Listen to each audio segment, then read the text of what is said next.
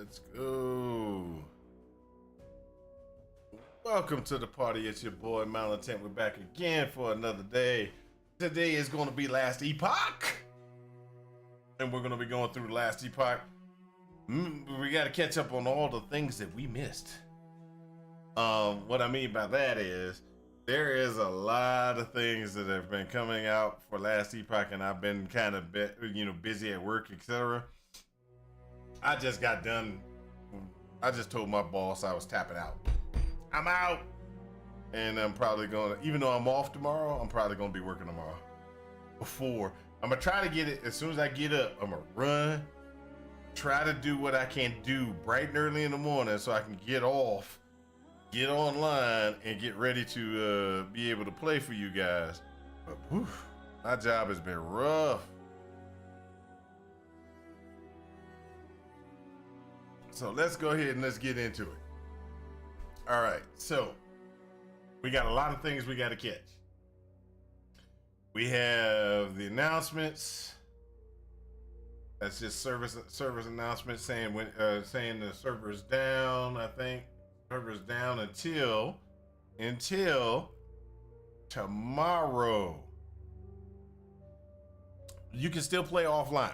So we're gonna probably boot up Last Epoch, look at some things, to look at some different things to try to see if we can get ourselves together. There are some things that we have to do, which is gotta hit the Last Epoch Tools Planner, because we're gonna have to do some planning around what we want to do this league. Because there's gonna be some changes in some of the builds that not in the changes of the builds I have. There's gonna be some changes, and I want to play something a little bit different and see how it handles. This probably is gonna be a bad idea, but I think what I want to do is I want to run a druid using different power set. We'll talk about that later. All right, but so this is saying, hey, guess what? The hype week, they got patch notes, blah blah, and they got a YouTube announcement about the release. I haven't seen it, so this will be the first time me watching it, and I think that this patch overview is something that we definitely need to watch together and try to determine what is going to be good or not. That's just how I'm looking at it. I think we'll be okay though. I think it'll be all right. All right, so let's go ahead and hit this up. Oh, let's stop that because it's in the wrong spot anyway. Let's go ahead and hit this on YouTube. No, let's do like that. Like that. We can watch it this way. Yeah, let's go. Welcome back, travelers. I'm Judd Kobler, founder of 11th Hour Games and game director for Last Epoch. Today, I'm excited to share with you what's coming in Season 4, Shattered Omens, which is launching on March 26th. This season, we're introducing a new horde-based mechanic called the Omen Windows, a shake-up to the idol system, a powerful new way to empower or ruin your items by corrupting them, and a new epic pinnacle encounter called the Fractured Prison. We're also adding 2 new skills for the Rogue, a trove of powerful new unique and set items, and an update to the Monolith of Fate with Echo Chains. And of course, as is with any other patch, many other quality of life improvements. Let's dive into what's waiting for you in Season 4, Shattered Omens. The Void's reach extends further than ever before. While journeying through Terra, you will now encounter Omen Windows, which spawn a relentless new threat from the very shadow of Oblivion. Omens are servants of Oribus, who work to... Okay, so let's just go ahead and be honest. This is ritual encounters. This is pretty much a ritual encounter. Now, don't get me wrong. I have no problems with it. I'm just pointing out that's ritual. To overwhelm you by buffing their allies and casting dangerous spells, all while being temporarily invulnerable. To defeat the Omen and complete the encounter, you must kill the fractured enemies while remaining... Why do you say Vol? Why do you say Vol? Well, I disagree that it's Vol. Well, I understand Vol orbs for corruption and stuff like that, but I will counter with it does not seem like it's a Vol. Well, see, Vol, when you talk about Vol, I automatically tie Vol to ultimatum. And this does not have the ultimatum type mechanic. Yes, it does drop some Vol orb type stuff, but it doesn't have the Vol ultimatum type feel where it's like, oh, I've clicked it. Okay, now I got to do it again and do harder and do the same one and get it harder and get it all the way up to whatever the highest level to have it drop good rewards.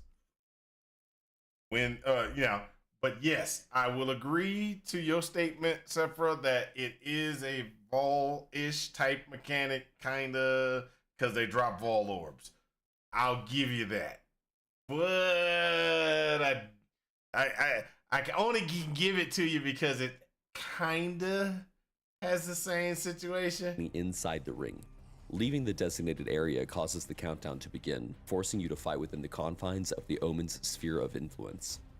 Once you have defeated enough fractured enemies, the Omen loses its invulnerability and consumes any remaining fractured enemies, empowering it and making it susceptible to your attacks. If you succeed in killing the Omen, you will be handsomely rewarded. Drops include a new currency called Time Glass Fragments, Runes of Corruption, Corrupted Items, Omen Idols, and Idol Altars, but more on that later. Greater Omen windows can be found in the monolith at the end of the Omen window echo chain. Greater windows will spawn 2 omens at once, along with more challenging enemies. Omen window echo chains generate naturally in your echo web and can be inserted by completing a greater omen window. Upon completing a greater window, a time glass core will form. You can shatter the core to receive a ton of additional time glass fragments, or spend your existing time glass fragments to generate one of 5 echo chains of your choice near your current echo. You can use these to hunt down omens or chase other priority targets. Omen windows have 5 tiers of difficulty. Increasing the tier adjusts the difficulty by altering the number of magic, rare, and champion enemies that spawn. Higher tiers also have increased chances to drop rare idol altars, as well as dropping more time glass fragments and loot. Now, let's talk about some of the new rewards and item types in more detail. You can spin your newly acquired time glass fragments by talking to Apophis, the oracle at the crossroads in the Monolith of Fate. She sells a new woven echo called Omen's Veil, crates of corrupted items, and bags of generally useful reward types. Notably, she also sells runes of corruption, which can only be acquired by purchasing them directly from her or by killing omens. The introduction of echo chains to the monolith gives players more agency over the content they enjoy the most. These are sequenced echoes that share a common mechanical theme, culminating in a formidable final challenge that offers greater risks and even greater rewards. There are 5 types of echo chains that spawn naturally in the monolith: Nemesis chains, high stability chains, Rift Beast chains, Omen window chains, and the Pinnacle of Chaos chains, which include a greater Omen window filled with champions. We've also added a new Weaver Tree node that causes more regular echoes to be arranged into echo chains as well, without impacting the spawn rate of special echo chains. Okay. In Season 4, players will have more freedom with how they interact with the monolith system. Players will immediately have access to all of the regular timelines, except for the 3 level 90+ timelines. To access these last 3 timelines, Elder Gaspar now requires you to seek the knowledge of Orbis. To gather this knowledge, you must complete the final 2 chapters of the current campaign or conquer any of the first 7 timelines. Completing timelines or the final 2 chapters rewards you with 1 knowledge point. However, the level 80+ timelines provide you with 2, meaning players can reach empowered timelines much faster than before by simply attempting a more difficult path. In addition, we have improved and updated the Monolith UI to make it cleaner and more readable, so the search for this knowledge is clearer.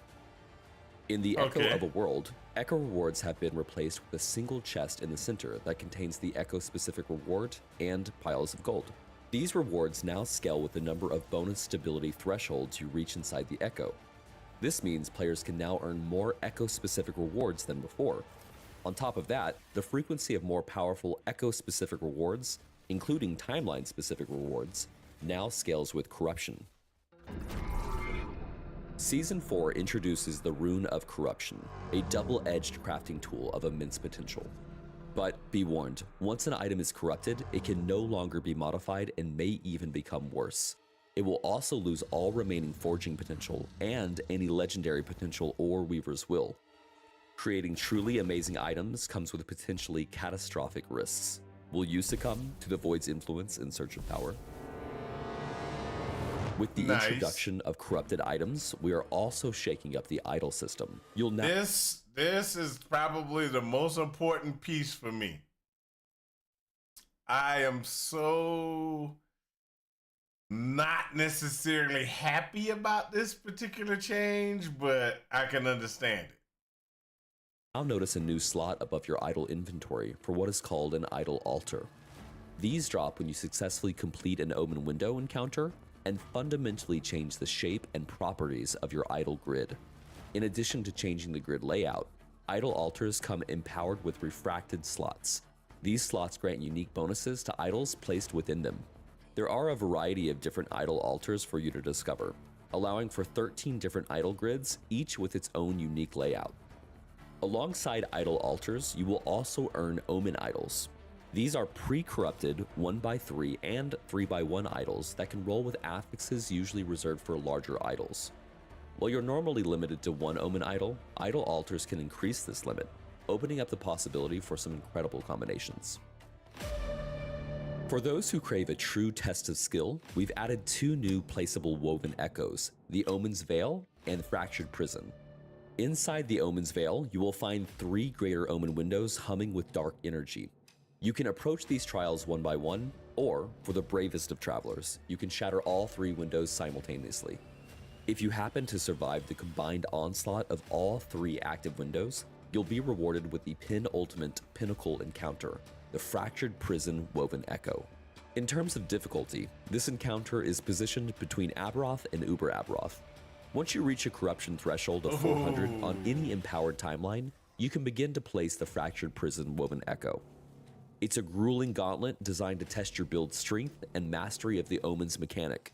We're looking forward to seeing who can conquer this intense and epic encounter.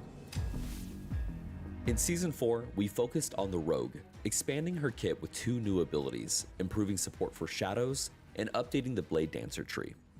Blade Storm is a devastating area of effect ability that creates spinning blades at a target location. Blade Storm was previously a very popular sub-skill of Umbral Blades that we felt deserved to be its own skill entirely. Umbral Blades has gotten some cool new updates, so make sure to check those out too. But for now, let's take a look at just a few of the key nodes in Blade Storm. Alloy animation allows multiple Blade Storms to hit the same target and grant them significantly more movement speed, offering a playstyle where you can sit back and let your Blade Storms chase enemies down for you. Blade Detonation is a particularly explosive one. When 2 blades collide, they detonate in a powerful AoE boom. Next up is Shadow Rend, a powerful new skill with a slight wind-up, which creates a shadow performing a repeat of your attack. Unlike most other shadow-generating abilities, Shadow Rend can be used with both melee weapons or bows. We're looking forward to seeing the creative ways players take advantage of the skill's shadow-generating capabilities and strong damage output.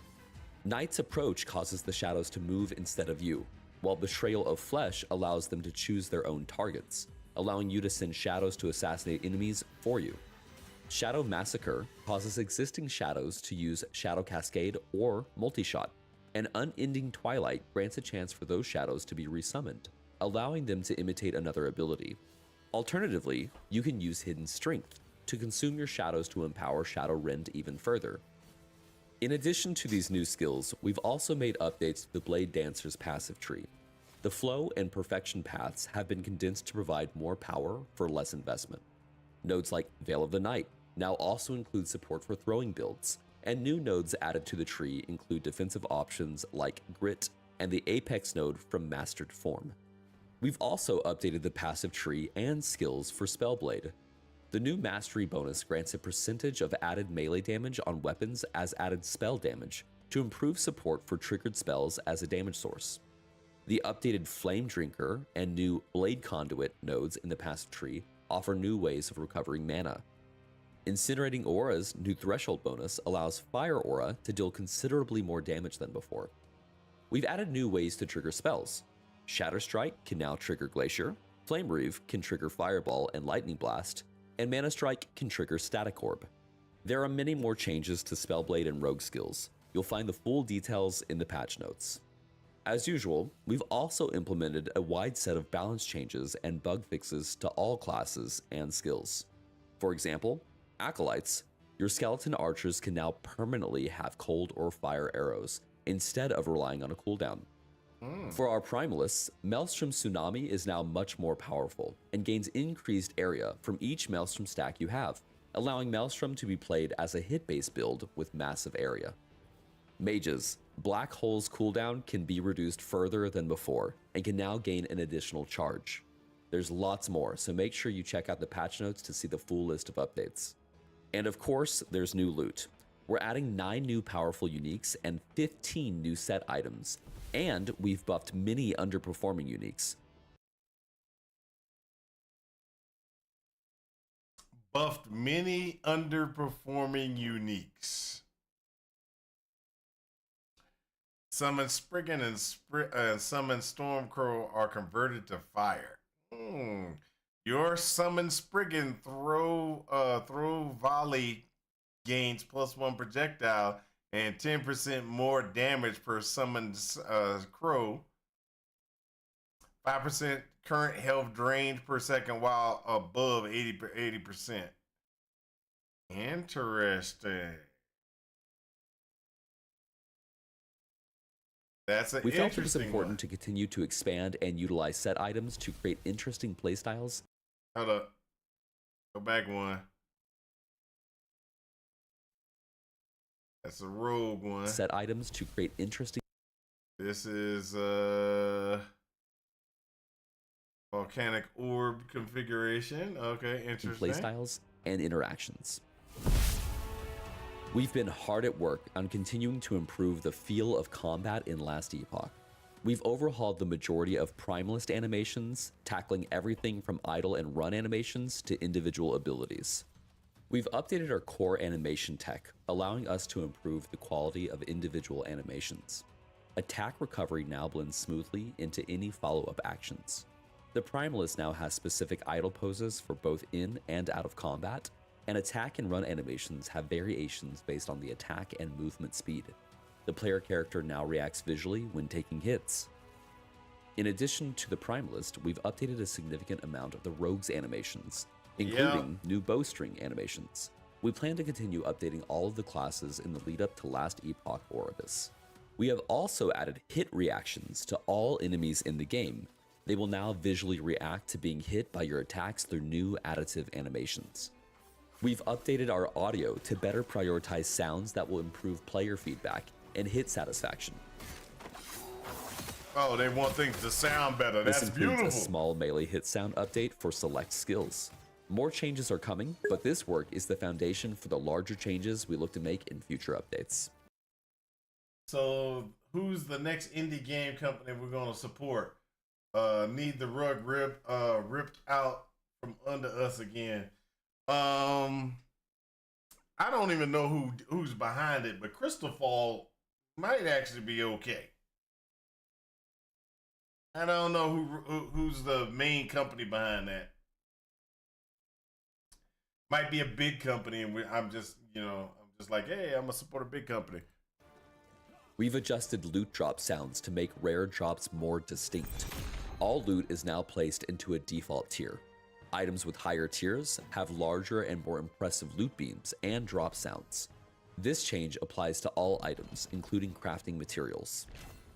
These new elements are also available for players to use in their loot filters, including the ability to change the size and color of item beams. On top of that, we've added more granularity to the loot filter in general. For example, you can now have rules specifically for shards, runes, and glyphs. The max number of loot filter rules has been increased from 75 to 200.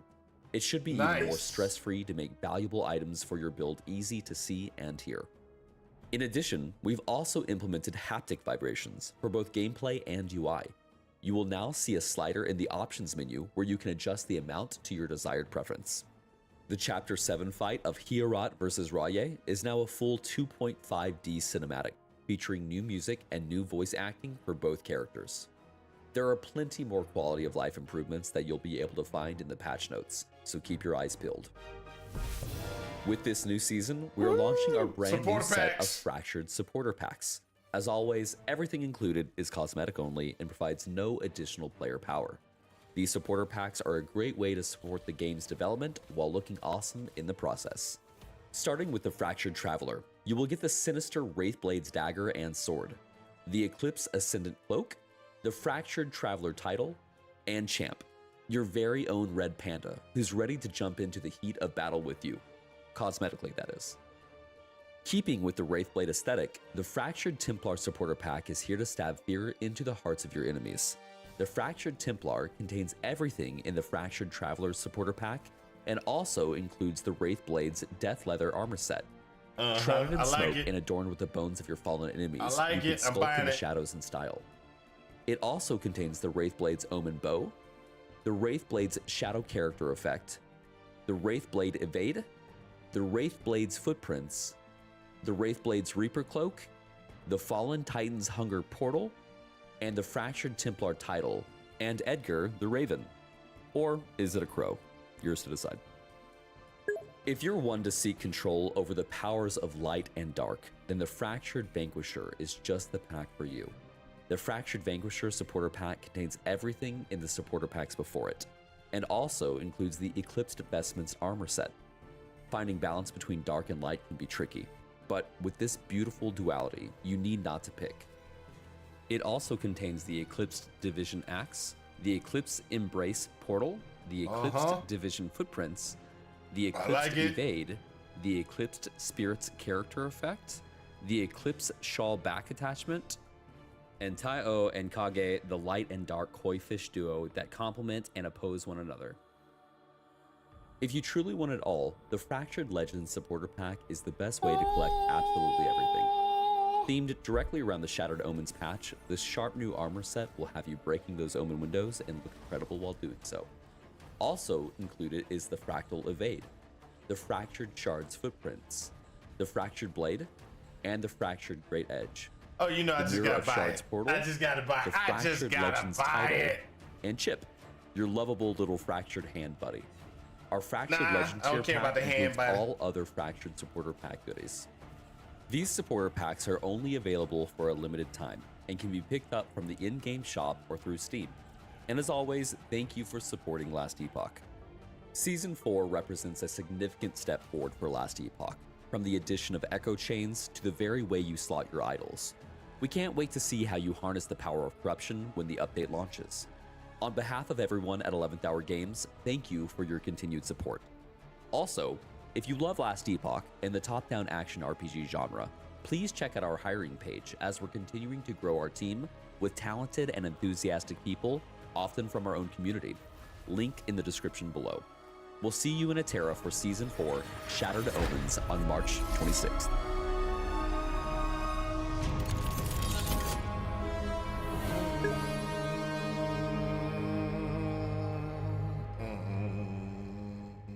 Okay, so are we dead yet? I got something for you, man. I got something for you.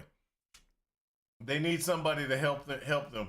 And so since they need somebody to help them, I think you should go ahead and provide your expertise. You should provide your expertise to assist them in becoming really, really good, in being really, really good. That's what I think I need you to do. You need to go, okay, I'm gonna take care of this. I'm gonna work for them. That's it. That's all you gotta do. You gotta work for them so I can actually get good. So I can enjoy things. So the Sentinel, what changes did they make?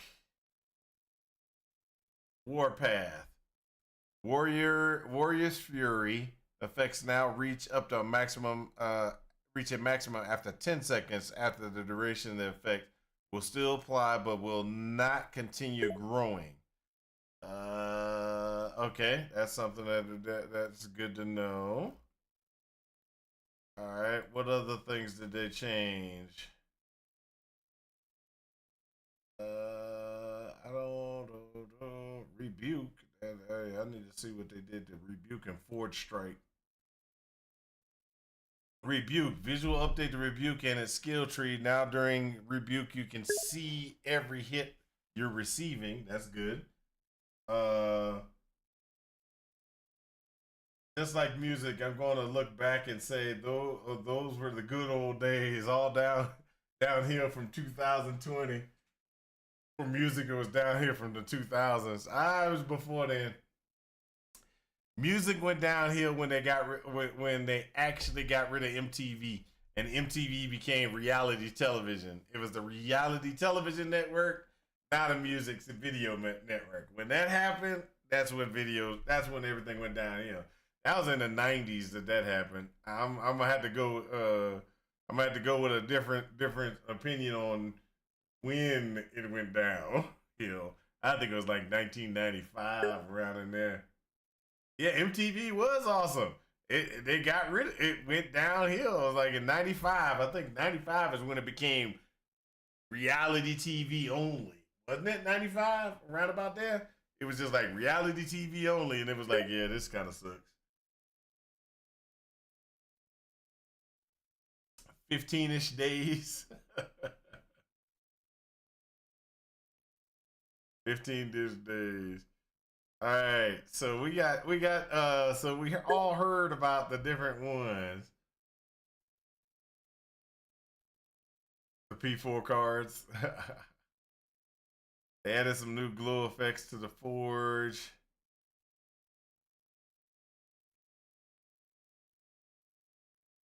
Hey, you automatically complete the crafting tutorial. Hey, you don't have to go through it all the time. As soon as you get a character level 15, the next time you don't have to see it. Hey, that's gonna irritate you, or did yet. You made it seem like they really need to make that tutorial mandatory and very big.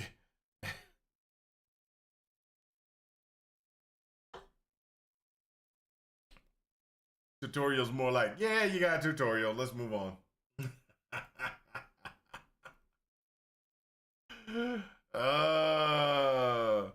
So let's look at some other things that we got in here. So I'm gonna go ahead and I'm gonna pull this up.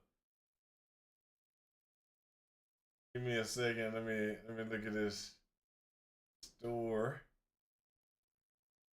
I'm gonna do my last Epoch thing because they said I could buy this stuff in last Epoch.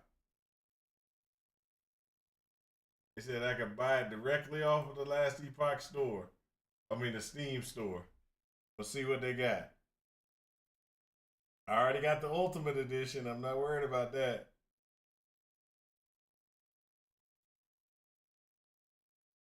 I'm gonna browse all the things. Okay, so I have.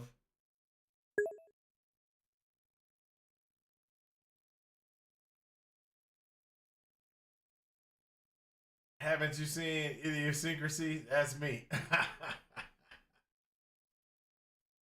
Fractured. Hey, so it's Fractured Templar, Fractured Vanquisher, and the Fractured Legend. That's the one. That's what we're looking at, right? Let's look at the Fractured Legend. As see, this is why they're not making money. I'm gonna pull this over here so y'all see in this one. All right, so let me show y'all something.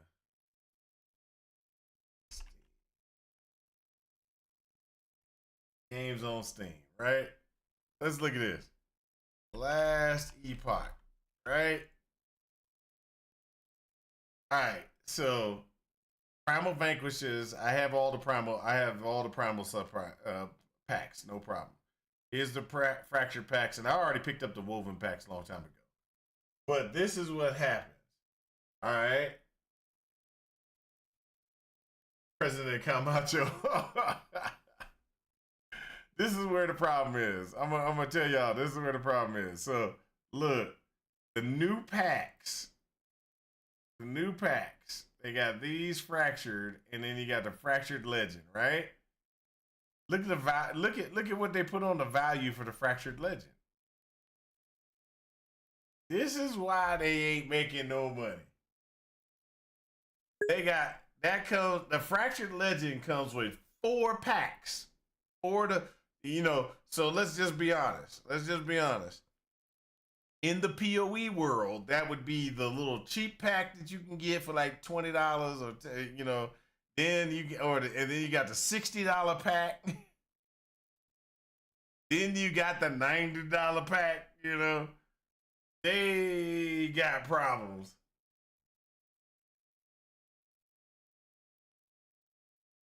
Future LEE players, thank you for supporting them when they were struggling. I agree. I'm buying a pack. Don't get me wrong. I'm buying the pack. I'm buying everything. And the reason why I'm buying everything is because, sorry to say, I like the game. And I'm going to support them any way I possibly can. Any way I possibly can. So I'm going to buy the pack real quick. It's happening off screen. Y'all can't see it, but when we get in game tomorrow, I'll have the ultimate pack. It'll be done. Turn the store, boom, done. I've already bought it. That's it. It's done. No, you don't have a new character. They're planning on a new character, and you're going to have to purchase it, but there's no new character right now. And that new character thing that they're talking about, that doesn't even show up for a little while, actually. Because they're saying that the new character thing is going to be when they release Oberos. And so they're saying that they have another season. They have another season past this one. And when they have that other season past this one, after that one is when Oberos is going to drop, and that's when they're going to introduce the new character class that you can purchase. And okay. So I got mixed feelings about that situation, and I won't deny I got mixed feelings about it. It reminds me of Diablo 4. Oh, it also reminds me of Torchlight, isn't it? Isn't it Torchlight? Where you're sitting there and every time they come out with a new thing, they drop a character that you got a DLC to get.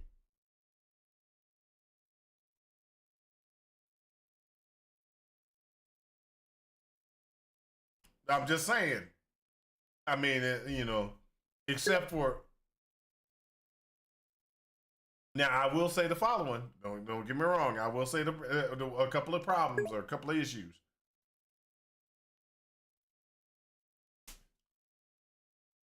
There's a difference. There is a difference between LE selling you a character and Torchlight selling you a character. It is not the same as Diablo.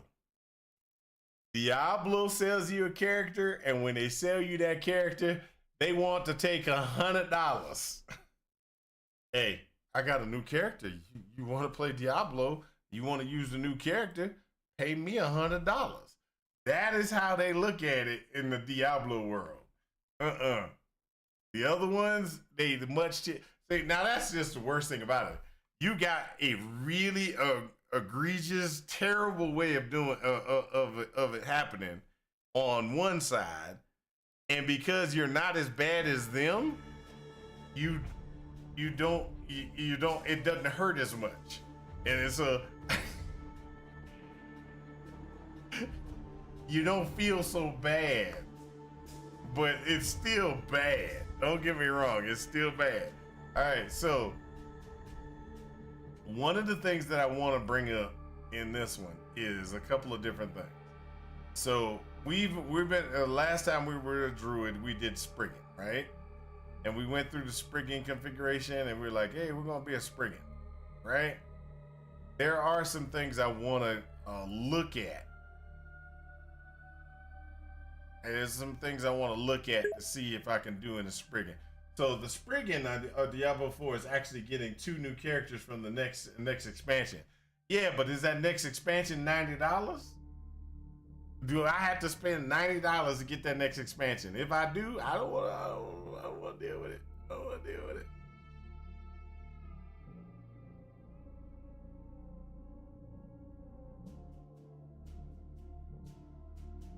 Companion and attunement. Okay. So we want to go ahead and grab the attunement as much as we can.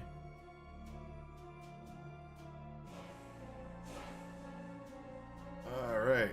No other attunement. Then what we're going to do is we're going to do this one.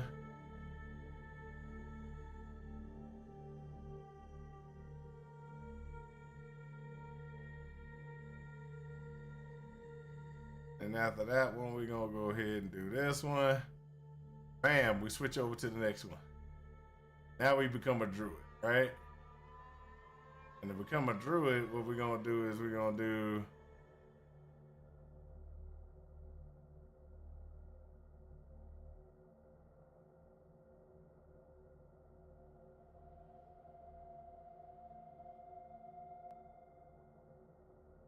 Right? Oh? How many points do you got to put in there to get it? Is it 20 points? It might be 20 points. And you can open up this, right? All right. On attunements. Increase damage by transformed.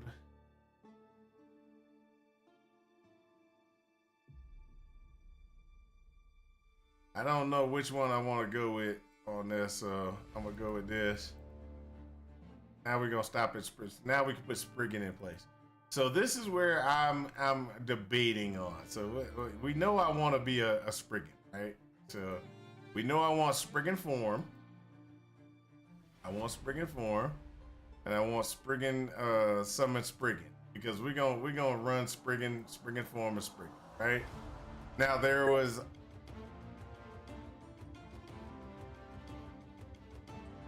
It is what plants need. Electrolytes. All right, so with the Spriggan form, you have a couple of different things. I've always done the vines. Okay, so that's where I'm trying to figure out is I don't necessarily want to do vines this time. All right, and doing like summon whole healing totem, mystic totem, the thorn totem, stuff like that. I'm not really worried about either. I want to see if I want to roll this route right here, which is Thorn Burst.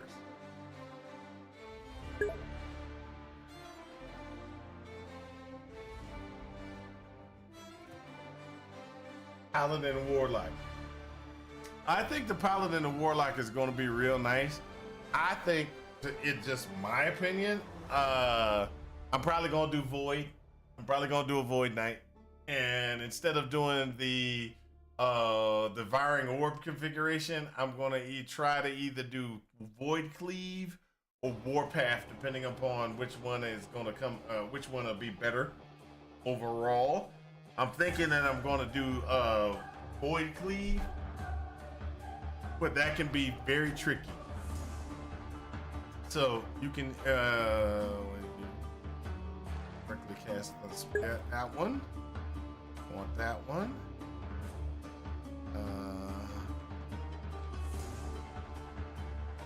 That one.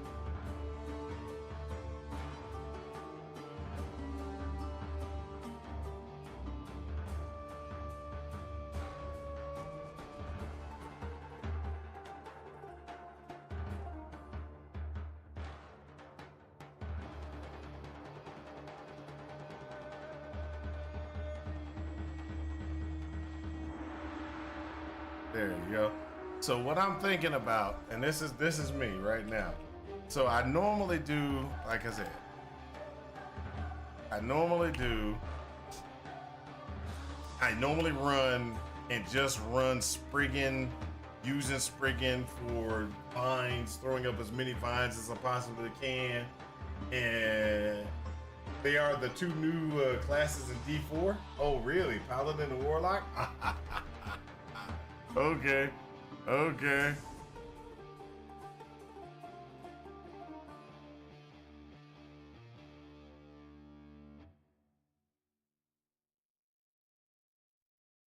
All right, so these are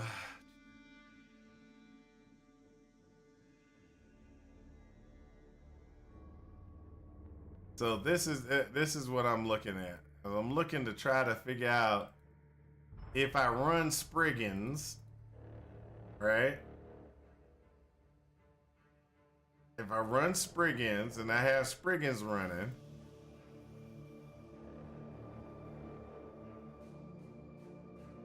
can I get a good amount of damage out of the Spriggan? And can I get increased damage from running when I run Spriggan? You know what I mean? Because normally I usually tell my Spriggans, I want you to do vines. I'm like, hey, I want you to do vines, and every time you're gonna do vines, I'm gonna do vines. We're gonna be doing vines together. That's pretty much how I usually run the Spriggan. I have debated this time if I should be going that route. Should I be doing something like this? Like, be like, hey, look, chance to fire 2 extra thorns. Get a always fire 1 extra thorn damage, and do things like that, because then I'm sitting there doing form, Spriggan, and then most likely it's going to be this and that to get the extra boosts. Now, don't get me wrong, I don't know if that's going to be a good configuration, a bad configuration. How that's going to equate out, I don't know. I've never tried it. But I do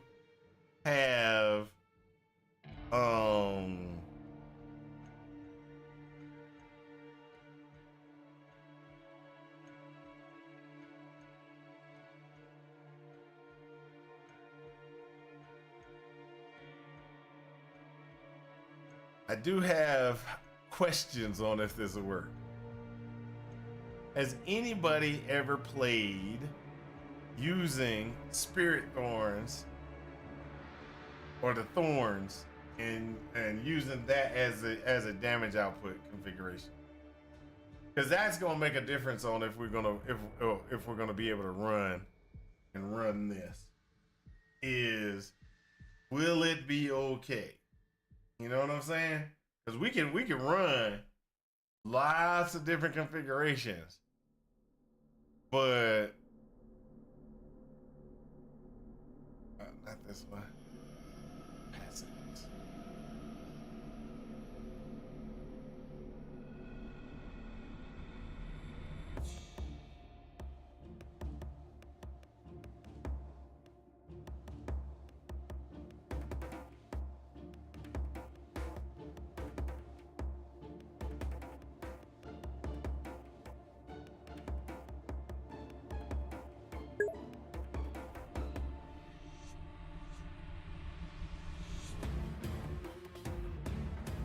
I don't know. I never played Thorn.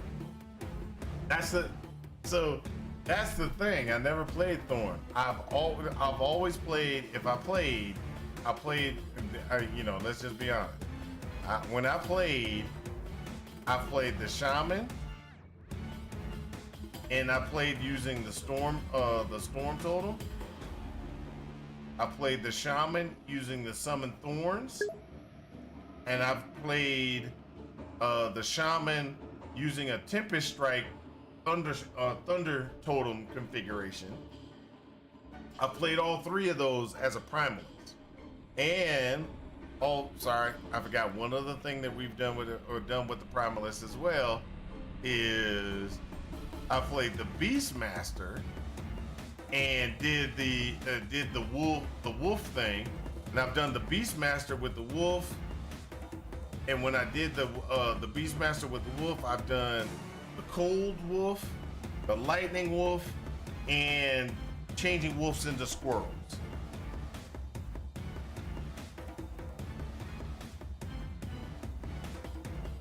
Some crazy shield mechanic made it stupid fast and powerful. That's probably the Thorn Shield. Probably Thorn Shield. So one of the powers is Thorn Shield, and you could probably enhance yourself with Thorn Shield. That's probably what it was.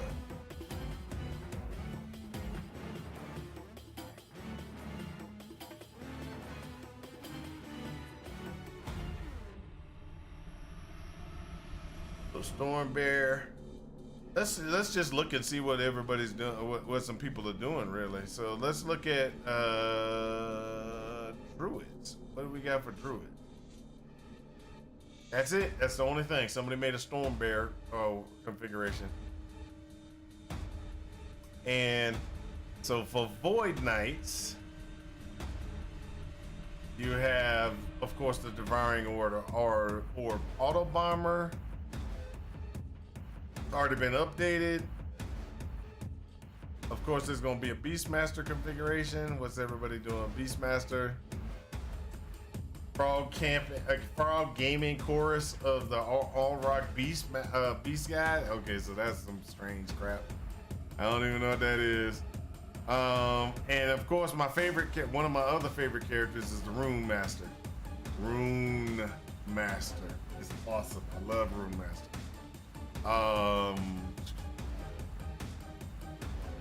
That's it. I really don't see a lot out there. Now this is the funny thing. You got a busted. These should be busted this league. Mana Strike Spellblade. It should be busted this league. I mean that's what they got a lot of modifications to it. I want to do the Blade Master. Where's the Blade Master? They got a Blade Dancer. I want to do the Blade Dancer because the Blade Dancer, that was might be good with the new Blade Storm capability. Give me the Blade Storm capability. I think that could be awesome. I think it could be awesome. But that's where the builds are. I mean, I have good questions on them, but the one that I probably, like I said, probably gonna do is either gonna be this one, which is gonna be just just using the Tempest and Tempest Strike, and using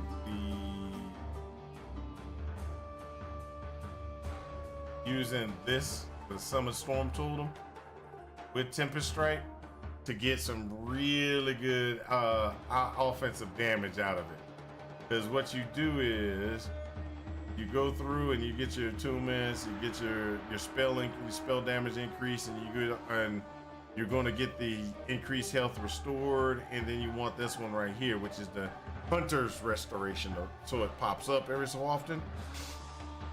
You'll get to this level right here, where you can increase your spell damage for your totems and everything like that. But what you really want to do is you want to get over here, and you want to get all these ones so that you can get more Storm Bolts. You want those Storm Bolts as much. You want Storm Bolt as much as possible. And the reason why you're doing that is chance to cast Storm Bolt when hit. Then you're gonna get those Storm Bolts from here. Chance to cast Storm Bolt. Melee attacks have a chance to cast Storm Bolt on hit. That would be your Tempest Strike.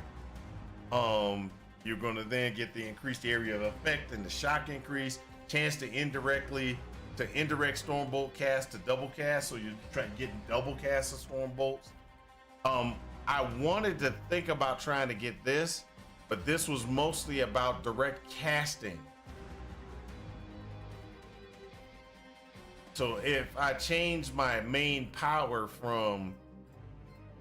if I change my skills and I went from using this as my main damage dealer, this and Tempest Strike, I could actually do like Tornado, or where's the Tornado? Do Tornado and cast Tornado and have Tornado trigger Stormbolt configurations. But pretty much that's what I did. Was I went like that, got this. You're making your wolves into lightning wolves, and the reason why you're doing that is because they can generate storm bolts. So they get hit, they do storm bolts. They got 90% increased storm bolt there, and so you're pretty much making them do more type damage with storm bolts.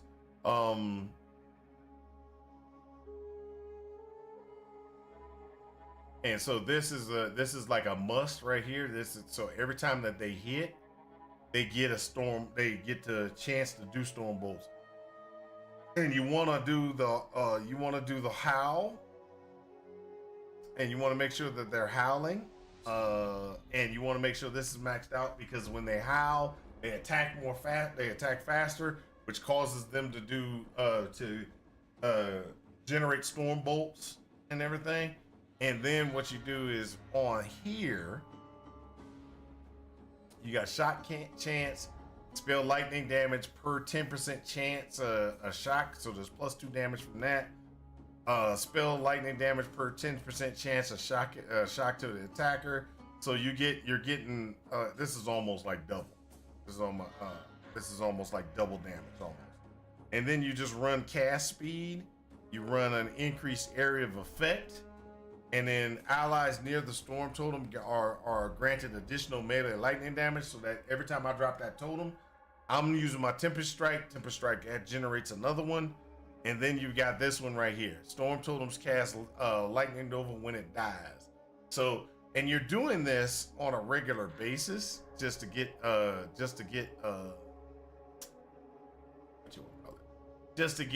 storm bolts. And then so there was two things that was actually interesting about this.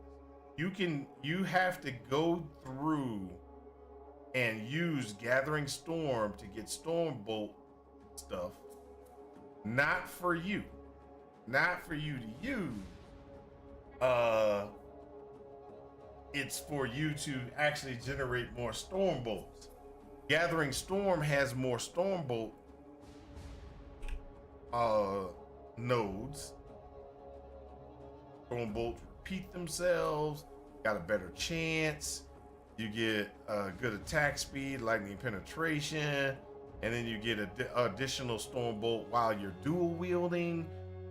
So it's pretty much just trying to generate storm bolts. Now I use Tempest Strike, and the reason I use Tempest Strike is because one of the things Tempest Strike does is you can just have it do Tempest Strike stuff. So you get rid of Frigid, get rid of the wind, and you go straight into it. And this is where whenever you cast a Thunder Tempest, you also cast it around the nearest Storm Totem. So what happens is the Storm Totem also gets a generated Thunder Tempest automatically when you're swinging. So that's the reason why you go this route. There were some things that if you got more points and stuff like that you could do, but this actually worked out really well. It moved very quickly through the campaign. It moved very quickly through the monoliths and stuff like that. But the fastest build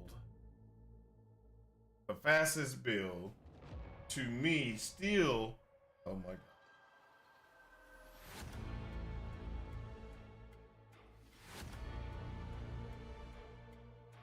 I'm sorry, I gotta cancel. The fastest build still to me is the Warpath Smite Wraith Lord. This is probably still one of the most fastest builds. You can get or migrated it.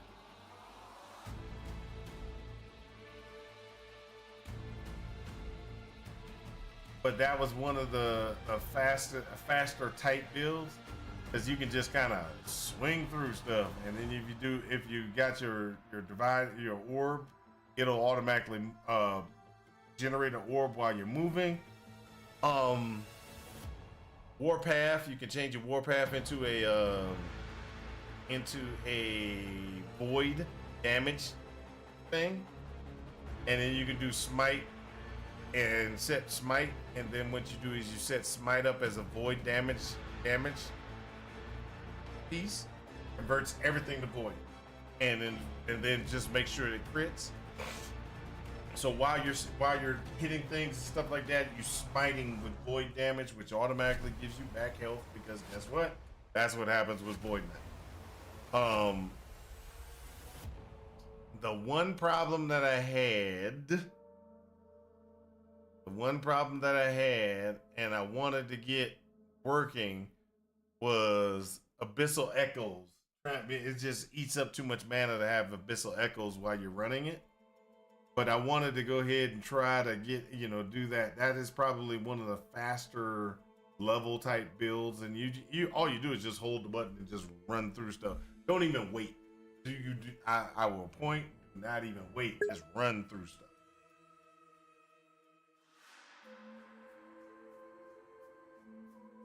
Not sure. I got bored again. Not sure if it's good or not. Not sure what's good or not. Running the Void Knight, or what did you get bored with? Bored with watching me? I'm sorry, man.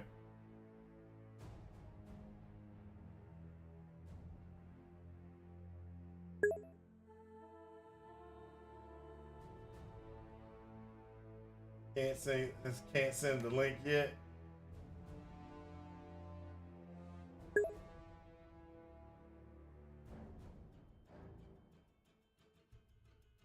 You got bored and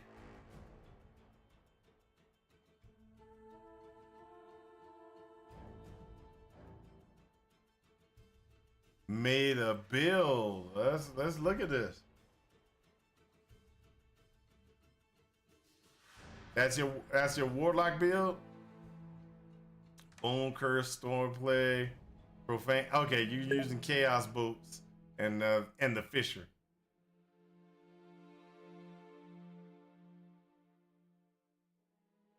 And the Fisher. Okay.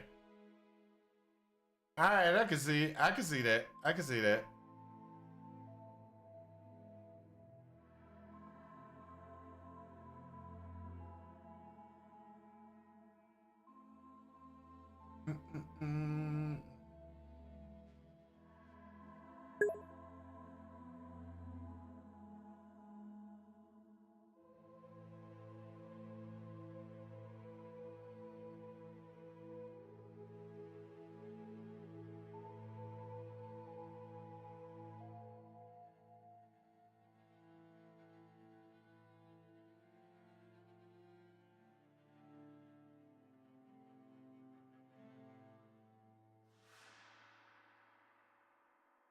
I have no idea about equipment and uniques though. Understandable. Defensive wise, you got to get your endurance up. So you're gonna have to make sure you get endurance on your gear to get your endurance up to 60. Then what you want to do is you want to get this one up, because this will get you killed also. You want to get yourself to 100%. Reduce bonus damage taken from critical strikes. You're going to want that on gear to get you to max. The ward retention and everything like that is not as bad. But those right there are like some of the major things you're going to need on your gear. You're going to want to get some of that stuff on your gear from definitely off the top if you can. So you got your it looks like you're trying to build your ward up.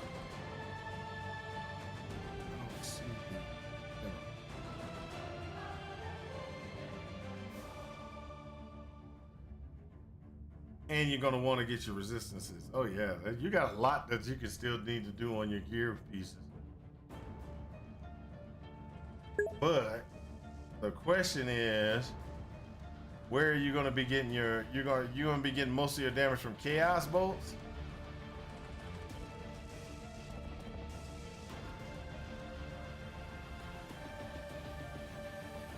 Or are you gonna be?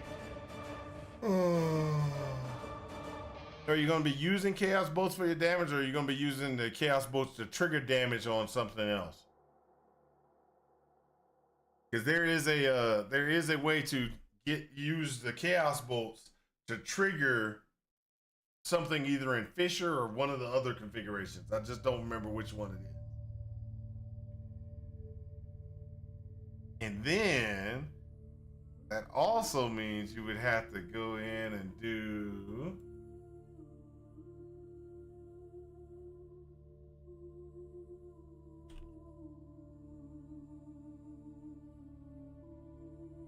So just like I said, Cryptic Fissure has something that deals with Chaos Boots. The burn. That's it. Okay, so you can get, and then the question is, okay, so this is another way you can do this. So you, just in case you didn't know, if you go to resources, and you look at whichever power, you can go in and it'll list items that are specific for that power. Like this is for the Fisher. This one is also does things for the Fisher as well. Where is it? There at the bottom. Chance to cast Fisher when you hit a boss or a rare enemy with Soul Feast. And you don't have any active fissures. So those are two items that just pop up. The chaos bolt's the same way. You can go in Skill Sources. So if you want to, this is the weapon that is supposed to be good for chaos bolt. It also shows what things Chaos Rupture inside of Chaos Fissure. If you had Flay, you can Chaos Rip is what used from Flay. But that's how you determine, or you can determine what's the best thing for you. Like Thorn.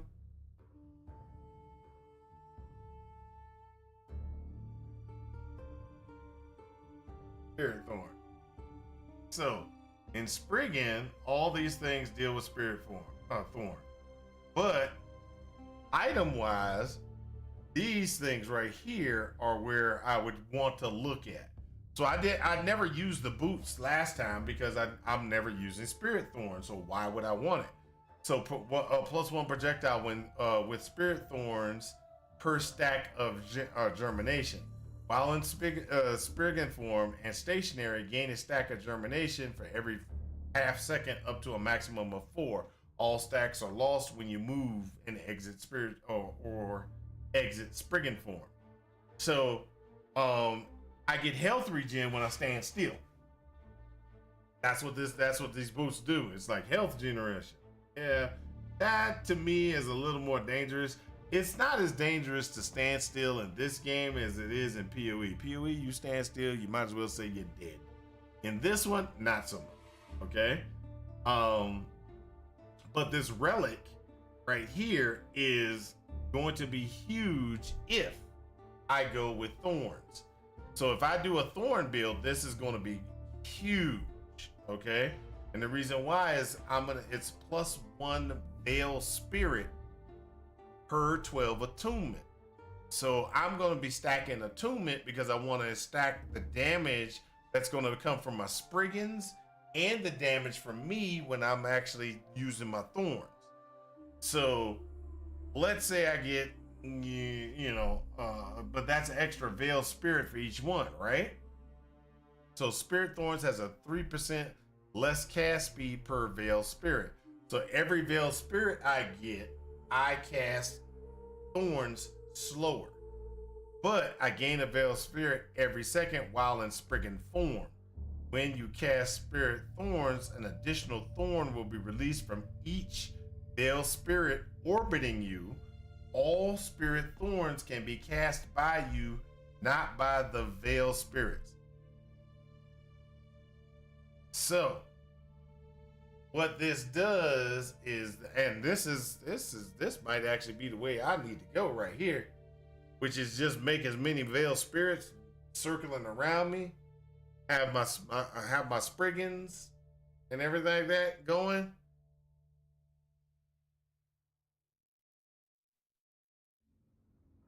And that's gonna be interesting. Ooh, this could be good. This could be good.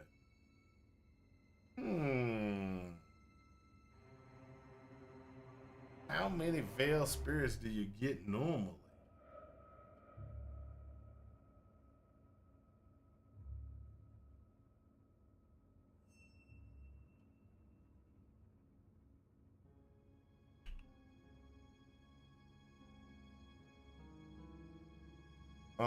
So they summon a Veiled Spirit. Here you go.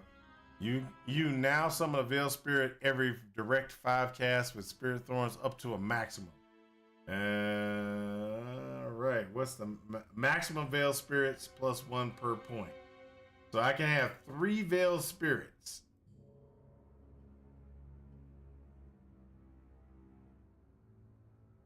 So I can have 3 of the Veiled Spirits unless I take and put on these oops, sorry.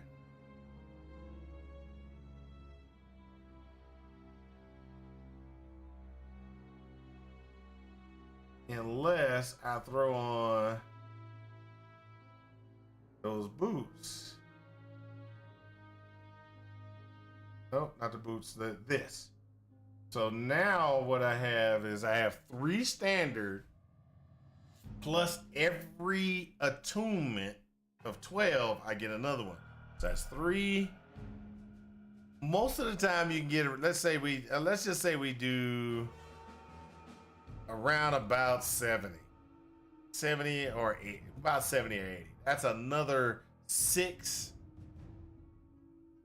Yeah, that's another 6 spirits. So that's 3 plus 6. It's going to give me 9 Veiled Spirits. Now the question is, how much damage do those things do? How much damage can a Veiled Spirit do?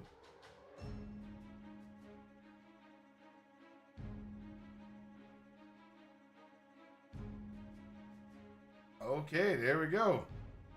Veiled Spirits. Info. They do 4% damage per minion damage. That's terrible. It doesn't give me any info. No info. No info other than every attunement is going to give it a 4% increased damage. Now, what's the base damage though? Hey, we might have to run this just to see. We might have to run this. We might have to run this. That's gonna be something we're gonna have to work on. There we go. Okay, so the build is gonna be called. We're gonna call this build Veiled Spirit. That's what we're gonna call it. We're gonna call it the Veiled Spirit.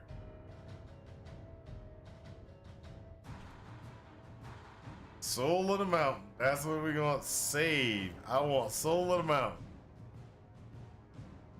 And then what we're gonna do is we need the one that has Spriggan form.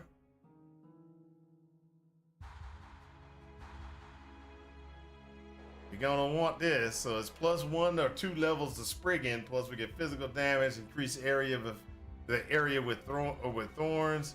So we want this one, so let's go ahead and save that. And then we want the belt. We want the belt that does Spriggan, because rage gained every 3 seconds while in Spriggan form. So you're gonna get rage. So you don't have to worry about falling out of the Spriggan form anymore. So you go into Spriggan form and you're in Spriggan form.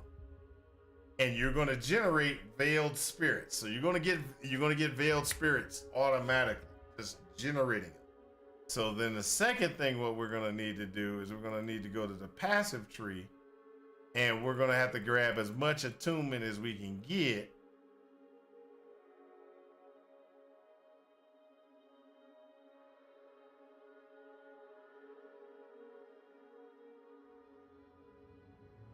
And then go into Druid. And we're gonna do Health Mana, I think is the first one.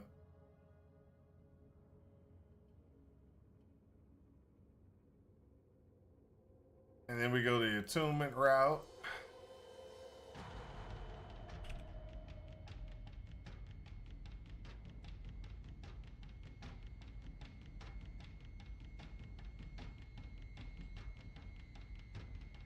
So one of the things we could do, let's just work this back.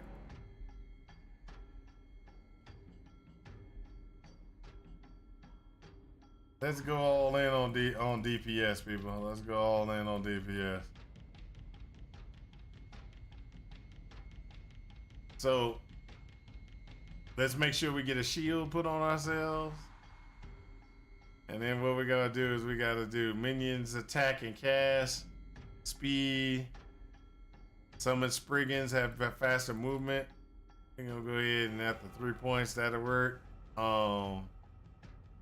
Let's not worry about that one. Not worry about that one.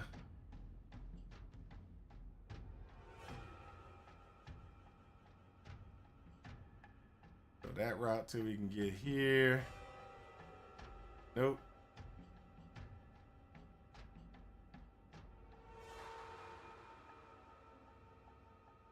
That one. Oh, go back.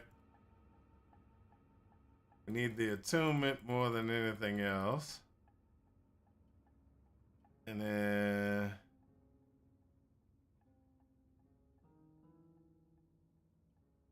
that gives us a little extra damage.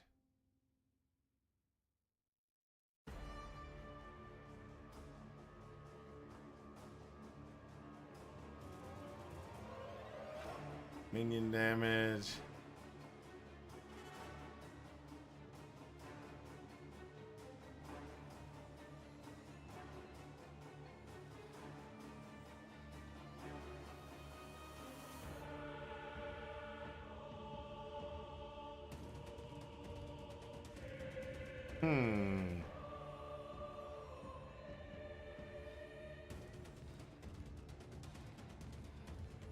All right, so we'll have to kind of work some other stuff out, but I can see where we're gonna have to do some finagling.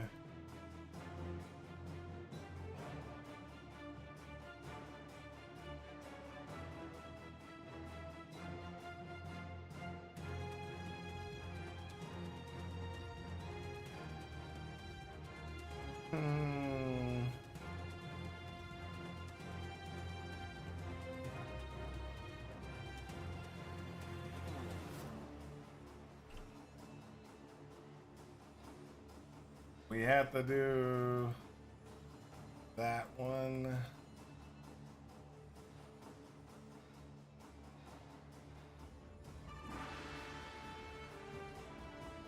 That one.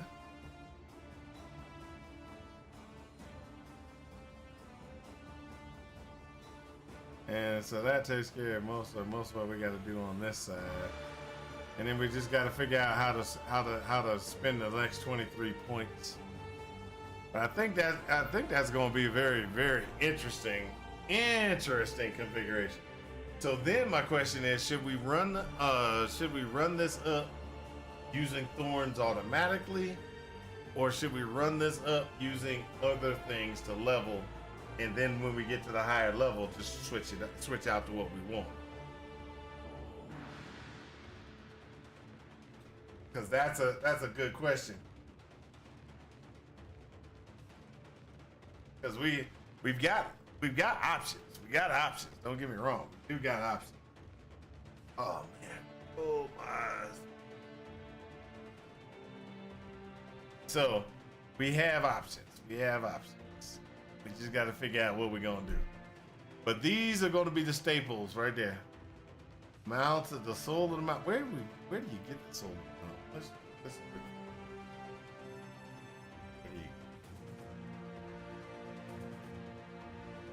Heart of the hive, woven drawl queen.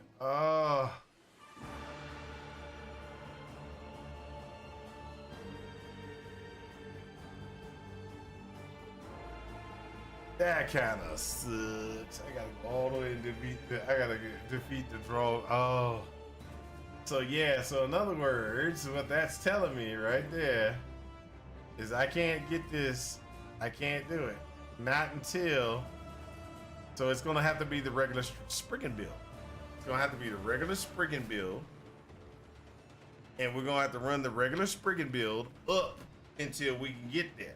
So it's gonna be regular Spriggan doing the vine thing. We're gonna be doing the vine thing on the Spriggan until we get up to the higher level. Then we're gonna be running and doing the thorn, make sure the thorns are in place, because what's gonna happen is we're gonna drop this. Upheaval has a little thing to it as well, but we'll be able to do some finagling to get ourselves where we need to be.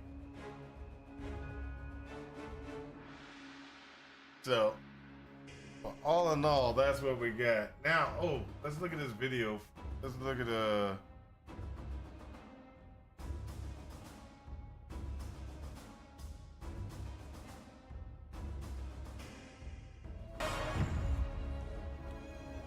Hell, it's about time.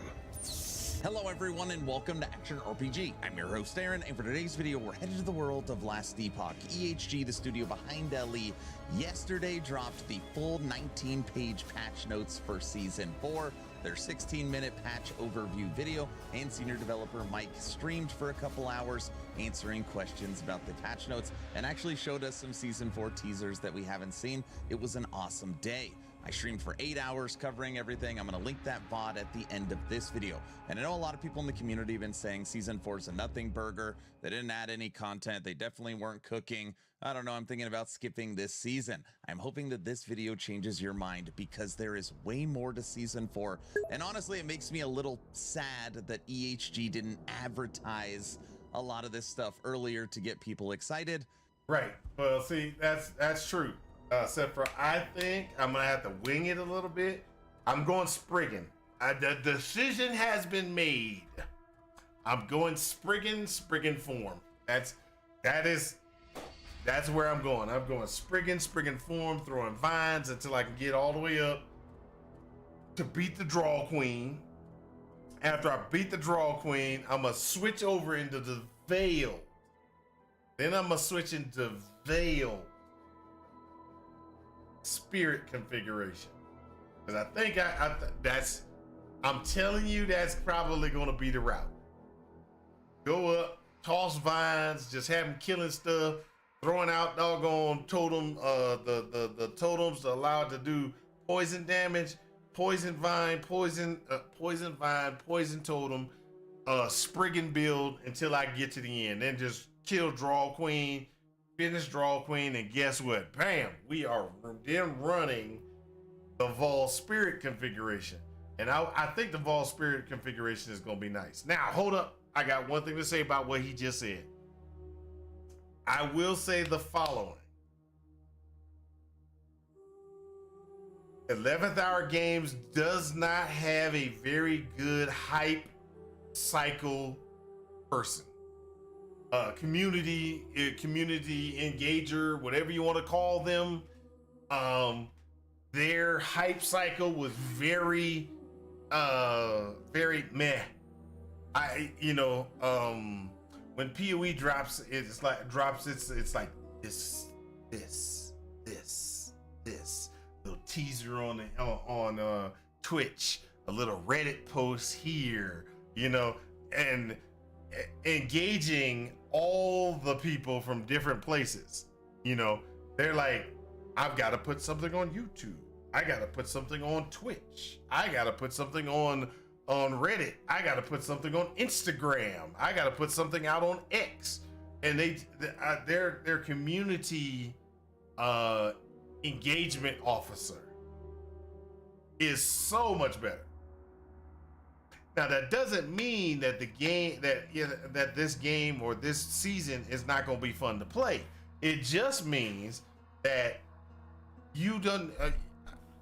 If I, look, I had to go searching for stuff. I had to go searching for stuff to look at the video, to see the patch, and stuff like that. That was, but where's the hype cycle configuration? It's like, okay, let me get in the last Epoch news on their forum. I'm sorry, their Discord. That's just their Discord. So today was a cosmetic drop. Okay, so they talked about the cosmetics. Yesterday, they talked about, not yesterday, 3/19. They talked about items, animation, and quality of life. Then if you look at, look past that, the one right before it was, they got new rogue skills, and that one was on the 18th. The 17th, they talked about item corruption and altars. They talked about omens on the 16th. But what I'm trying to say is they really didn't go anywhere else. I didn't see anything on Reddit. I didn't see anything on, and I might just not be following them the right way. I mean, that's just pretty much that's a possibility as well. Yes. And that's, like I said, don't get me wrong, not saying anything. I'm just saying that the community engagement officer needs to step up their game. I'm not sure why that decision was made, but nevertheless, non-sponsored video. I'm not sponsored to make this, but I'm hoping I could sell you on season 4 coming March 26. This video is 16 and a half minutes long. I don't know if we're going to cover everything, but yeah, we're going to go through it. Should be a pretty long video. Welcome back, travelers. I'm Judd Kobler, founder of 11th Hour Games and game director for Creep, for sure. There's a lot of powerful stuff in the new idol system. Yeah. And strong damage output. Maelstrom Tsunami is now much more powerful. And yeah, the Maelstrom stuff is going to be interesting. Items with Traveler title. Very curious. We were talking about this yesterday on stream, and EHG basically always does this with their supporter pack. The highest level supporter pack, by the way, if you get the top one, you get all the ones under it as well. But the top one is kind of that, a little more over the top, bright, purple, sparkling, fractured wings, faceless, helmet. Basically, if this supporter pack you saw it in Torchlight, you'd be like, yeah, that makes sense. Like, my favorite one is the more muted down, skull, dark, really not that many. The fractured shards footprints. Like flips off the enemy or something.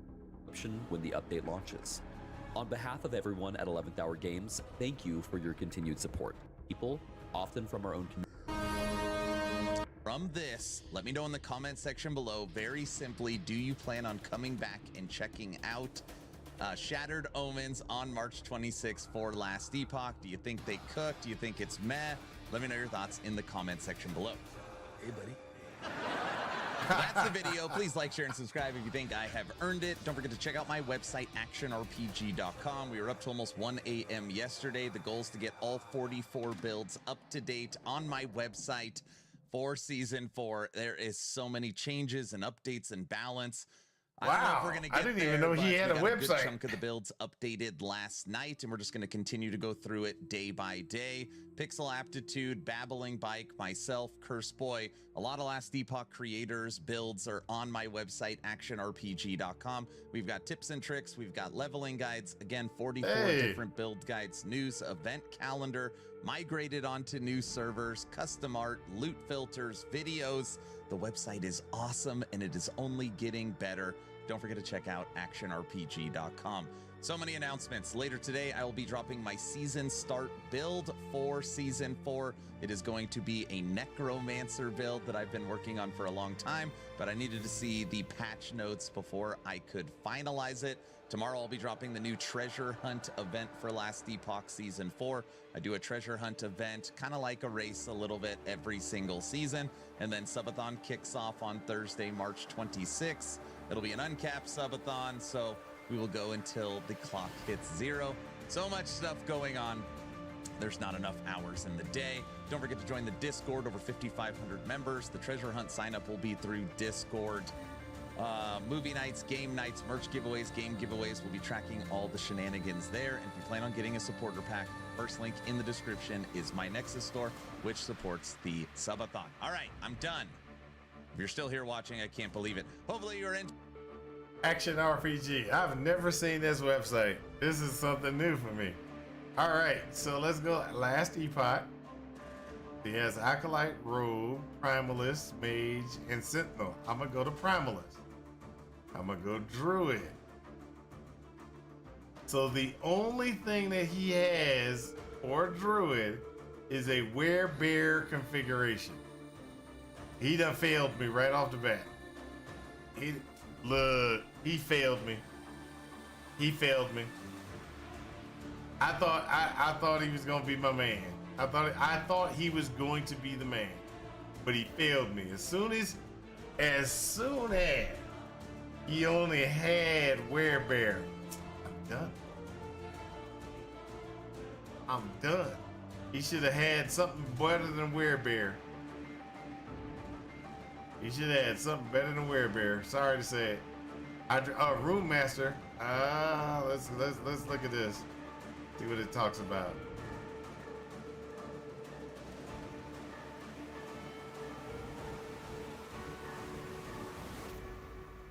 Flame Rush, Mage, idle configurations. Yeah, it does look good. I like the site at least. Let's look at the video of this Hydra. I think this. Guys, watch out! The middle one spews fire! So I think this is a Hydra build. Just in case y'all don't know what a Hydra build is. It's there. If the Rune Master has the ability to drop a Hydra that pops up, and it shoots fireballs out from it, etc. Hello everyone and welcome to Action RPG Build Guide Edition. Today I'm ready to drop on you my 4th iteration Hail Hydra Rune Master for Last Epoch. This is the closest minion build you will get on Mage. Everything is tested on the online client so that you could trust the information. As always, I will show you every single facet of the build. Everything is timestamped in the description below if you need to bounce around. Let's not waste any time and jump right into this. Starting off with some gameplay. Now what you're looking at right now is 810 corruption. Like I said, we made big progress on Hydra Box. And the skills we are using are Runic Invocation, and that is Lightning, Fire, Fire to make our box of Hydra. And ultimately, it's this little square that just shoots out fireballs. It always hits. It auto-targets. It is actually a very, very nice sentry. And as you saw right there, even at 810 corruption, that was a fully empowered Nemesis, which we took out. And it looks like we have a Rift Beast as well. We are using Flame Rush, and what's great is that Flame Rush, when you come out of it, you leave a Hydra box, and it's like a super Hydra box that does more damage because it gets a lot of bonuses from the channeling effect. We're using Frost Wall, which is converted to Firewall. Again, Runic Invocation, and Rune Bolt is our spam ability, which does a lot for us as well, which I will explain during the skill portion. Flame Ward is converted to Lightning because we need one Lightning skill. And ultimately, this is set up on auto, which means it'll trigger every single time when you are stunned. You never got to worry about actually hitting the button for it. and it gives you a lot of survivability, and it goes off all the time. Most people don't realize how often they are actually stunned by enemies, especially at 800 corruption. So ultimately, you spam your rune bolt, you use flame rush to cast Hydra Box, and then you can manually cast Hydra Box as well. And you can see even right there at 810 corruption, like this build can go way higher. Let me show you single target. Abomination at 810 corruption, and we are gonna absolutely crush him. Again, flame rush, make Hydra Box, stationary, sentry, dead. Which also this shows how much higher this build can go. Now we've got Abomination's Harbinger, again, 810 corruption, Harbinger of Defilement. Same exact thing, bounce around with Flame Rush, manually cast Runic Invocation. Get out of here. Already half-life. Hit him with Rune Bolts.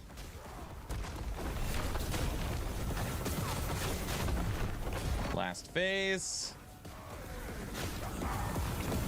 And Harbinger of Defilement, you are dead. Now, a new fight that I'm adding into all my build guides is T4 Julra. This is how you make the best legendary gear in the game. A lot of people struggle with this boss. It is the old Pinnacle fight.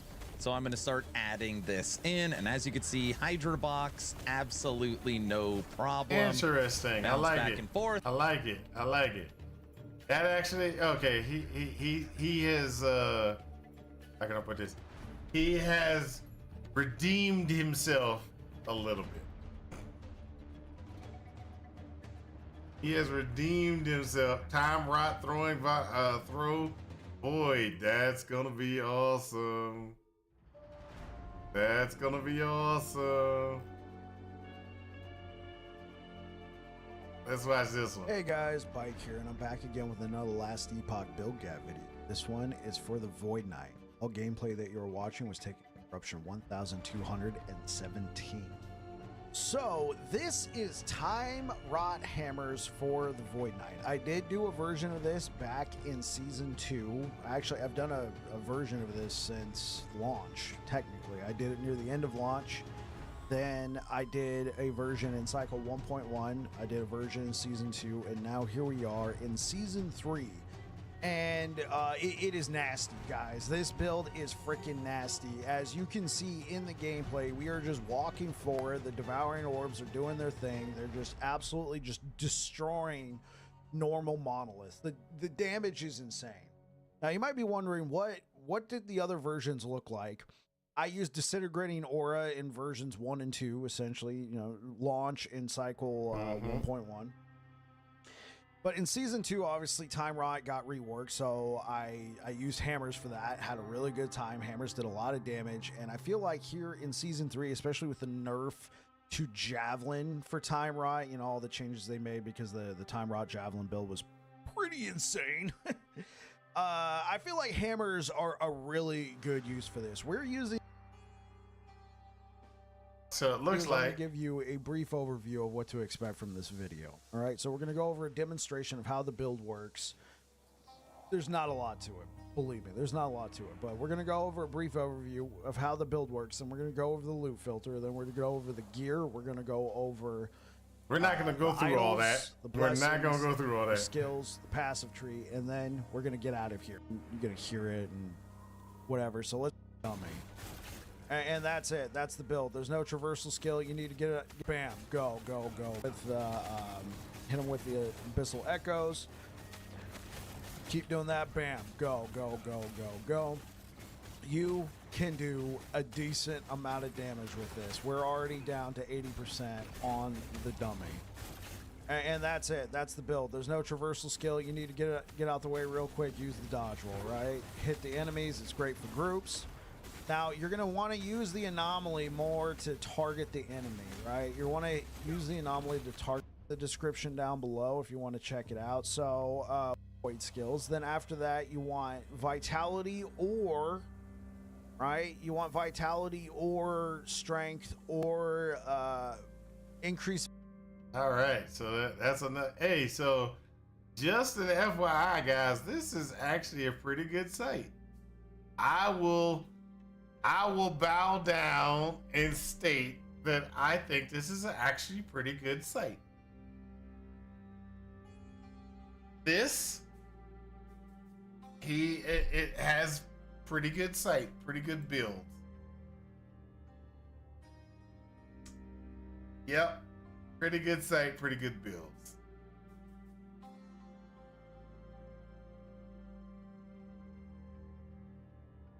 Bleed Flay, that's a good one. And the Witchfire one is actually pretty good. I think the Witchfire is the one that everybody was doing where it just you kind of just walk in and just kill stuff. That if I'm right, if that's the Witchfire one, let's look at this. You've come to the right place. Witchfire build, we played this build for a few seasons now. It is still one of my favorite builds in the game. Definitely still one of the best eco farmers in the game as well. So if you would like a build that can clear up echoes really fast and farm you hundreds and hundreds of thousands of favor, this is definitely the build for you. When it comes to the Acolyte in general, we got some of the things reworked this season for season 3, and this build also had to go through a lot of different changes, but this is by far the tiniest setup that I ever had. That's not what I thought. Remember, I thought there was a Witchfire one where you could put on a particular piece of gear, and it was just pretty much you just walk around, and it actually just it was like righteous fire. This is not it, but that's okay. That's okay. You don't have to do those things. You don't have to. All right, so that's it. Those are the ones. Those are the ones. I will push his website from now on. His website is nice. It is his website is nice. I will give him that. He has a good web developer, or he's doing a lot of work. Let's just be honest. Action RPG is doing a lot of work. He's doing a lot of work. He's definitely doing a lot of work. All right, so I'm gonna go ahead and get on off here. I know I said I was gonna be on here, and that's the only reason I got on here was because I said I was gonna be on here. But I gotta go back to work. I gotta go back to work. Y'all convinced me not to go back to work.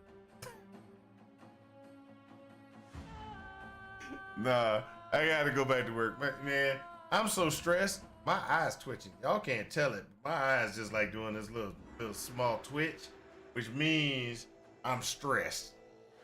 I'm trying to relax so that I can do something for tomorrow, but oh my gosh, I am so tired. Killing me. All right, so what we're gonna do? Oh, so just FYI, tomorrow at 11. No, sorry, incorrect. Tomorrow at 10 a.m. Mountain Standard Time, the game will be up and running. I want to be up and online by 9 o'clock. 9 o'clock. 9 a.m. Mountain Standard Time. If y'all don't see me online, send me a message on Discord.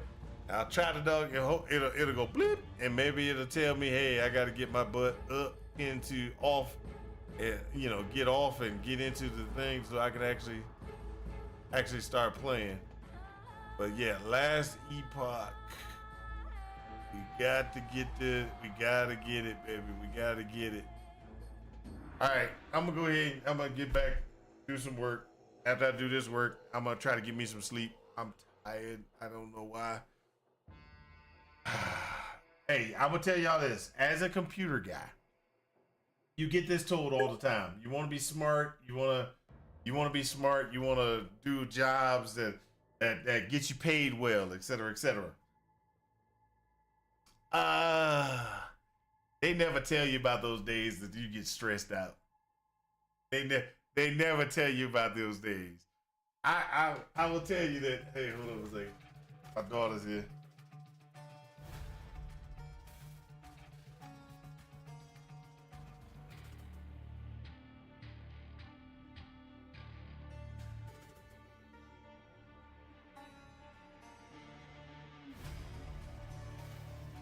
So, you know, I've had. Oh, this is terrible. I shouldn't even say this. All right, we had somebody drop dead at their desk. I know it's not funny. It's not funny at all. But you know, you hear this stuff on TV and all over the place and stuff like that. You hear those stories and you're like, oh, well, that's BS. That's BS. No. It's real. It's real.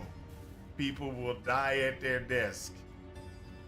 I watch these Japanese animes and watch these K-dramas and all these other ones where you see these people and they just boom, they die at their desk and stuff like that. You never think about it. You're just like, oh yeah, whatever. No, it can happen. It can happen. Way crazy. That's way crazy. I know you guys are like, what? No. Yes. Yes. Well, we had about 5, maybe 6 years ago. I think it was 6 years ago. There was a guy who was working for the company 6 years ago. He done had 2 heart attacks working at the job. Take care of yourself, people. Take care of yourself. You gotta rest, recuperate. That's why I take these vacation days. I take vacation. Oh yeah, just FYI. In case y'all didn't know, I'm off tomorrow. I'm off on Friday. So it's gonna be Thursday, Friday, Saturday, Sunday. It's gonna be very long days of me streaming or at least 8 hours. I'm gonna have 8-hour day rolls. I'm gonna have at least 8-hour day rolls on stream playing Last Epoch. This is how I de-stress. This is how I de-stress and get back to so I can go ahead and work on Monday going, oh, and never leave my desk. All right, guys. I'm sorry. I'll talk to you guys later. Peace out. And I hope this helps you in your quest for ultimate power. Peace.